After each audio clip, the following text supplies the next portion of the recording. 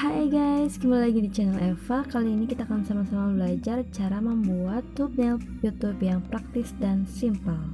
Nah, sebelum kita lanjut tutorial, apa sih yang dimaksud dengan thumbnail? Thumbnail ini adalah cover atau halaman muka yang pertama kali kita lihat ketika membuka YouTube. Nah, keberadaan thumbnail ini cukup kompleks loh, karena jika dibuat menarik, maka akan membuat orang penasaran dan nonton video yang kita upload. Dan jangan lupa kalian subscribe channel ini.